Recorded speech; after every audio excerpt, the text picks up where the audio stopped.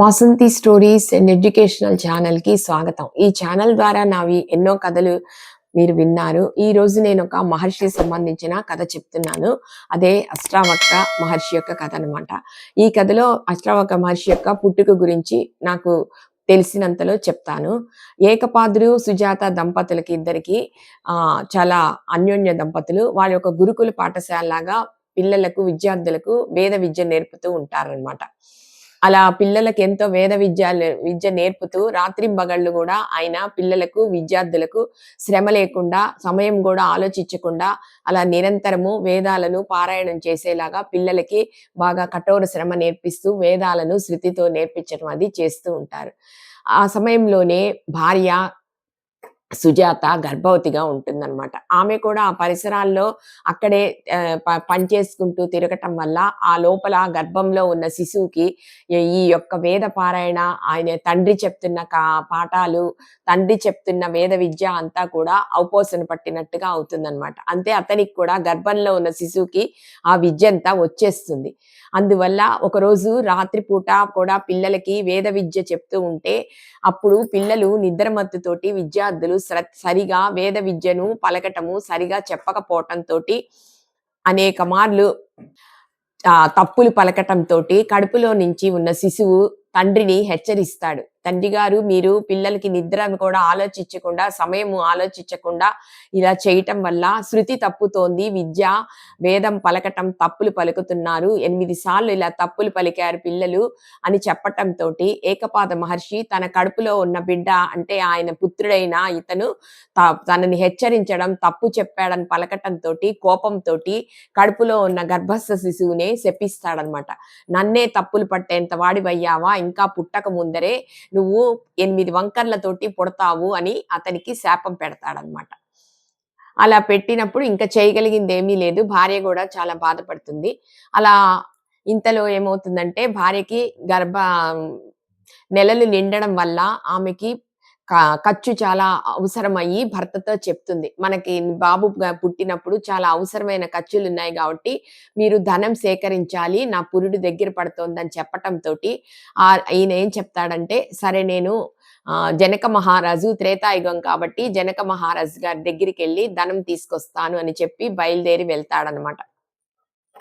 అప్పుడు ఆ సమయంలో ఇతను ధనం కోసం వెళ్ళినప్పుడు జనక మహారాజ్ దగ్గర ఒక షరతు ఉన్నది. ఎవరైనా మహర్షులు గాని, ఎలాంటి వాళ్ళు గాని వచ్చినా ధన సహాయం చేయాలి అంటే ఆయన దగ్గర ఉన్న వ్యక్తితోటి వాదనలు అంటే చర్చలు జరిగి ఈ వాళ్ళ యొక్క జ్ఞానాన్ని నిరూపించుకోవాలన్నమాట. అలా ఒక వ్యక్తితోటి ఇతనికి ఈ ఏకపాదుడికి చర్చ జరుగుతుందన్నమాట. ఆ చర్చలో ఈయన ఏకపాద మహర్షి ఓడిపోవటం జరగటం వల్ల ఈయన నీటి యందు నిమజ్జనం లాగా అయిపోవలసిన శిక్ష పడుతుంది ఈయనకి. ఇలా ఈయన రాకపోవటంతో సుజాత అంటే ఈ అష్టావక్ర మహర్షి యొక్క తల్లి ఈయన జన్మ ఇంకా పుట్టక ముందరే తండ్రి దూరం అయిపోవడంతో ఆమె పుట్టింటికి చేరువవుతుంది. పుట్టింట్లోనే బిడ్డను ప్రసవిస్తుందన్నమాట. అలా ఆమె పుట్టింట్లోనే ఉండిపోతుందన్నమాట. అక్కడ ఆమె తండ్రి దగ్గరే ఈ సుజాత నివాసం చేస్తూ ఉంటుంది. ఎవరు ఇతనికి తండ్రి ఏ కారణంగా ఇలా వెళ్ళిపోయాడు అన్న విషయం ఎవరు బయటికి రానియరనమాట. 8 సంవత్సరాలు వచ్చిన తర్వాత అష్టావక్ర మహర్షికి తన తండ్రి యొక్క విషయం తెలుస్తుంది. తెలిసి ఇలా తన జ్ఞానంలో నాన్న ఓడిపోయాడని తెలిసి ఎలా అయినా తన తండ్రిని కాపాడుకోవాలని మేనమామ సహాయంతో జనక మహారాజ్ దగ్గరికి వెళ్ళి నన్ను కూడా వాదనలో పాల్గొనేట్లుగా చెయ్యండి అని అడగటంతో ఇంత చిన్న పిల్లాడివి నువ్వేం వాదనలు చేయగలుగుతావు ఇట్లెక్కడున్న మహర్షులతోటి వీళ్ళతోటి అని అక్కడ జనక మహారాజు అంటతోటి నేను జ్ఞానంలో వృద్ధుణ్ణి కాదు, వృద్ధుణ్ణి, వయసులో మాత్రం నేను చిన్నవాడినే, జ్ఞానంలో నేను చాలా వృద్ధుణ్ణి, నాతో ఎవరైనా వాదనకు దిగచ్చు, ఆ వాదనలో నేనే గెలుస్తాను అని నమ్మకం చెప్పడంతో అతను తండ్రి ఎవరి దగ్గరైతే ఓడిపోయాడో అతని వద్దనే ఈ మహర్షి అతనితో గెలిచి అతని తండ్రిని పడ్డ శిక్ష నుంచి విముక్తిని చేస్తాడనమాట. బయటికి వచ్చిన తండ్రి తన కొడుకు ఇలా అష్టావక్రలతో ఉండి కూడా తనని ఇంత బాగా శిక్ష నుంచి కాపాడి ఇంత జ్ఞానాన్ని సముపార్జాడించారని ఆయన ఎంతో సంతోషపడి ఆయన కొడుకుని మళ్ళా ఒక సముద్రంలో స్నానం చేసించి అతని యొక్క శాపాన్ని మళ్ళీ పోగొడతాడనమాట. ఈ రకంగా అష్టావక్ర మహర్షి యొక్క కథని మనం కొంతవరకు చెప్పుకోవడం. అంటే ఈ కథ వల్ల మనకి తెలుస్తున్నదేంటి? జ్ఞానం అన్నది వయసుని బట్టి రాదు.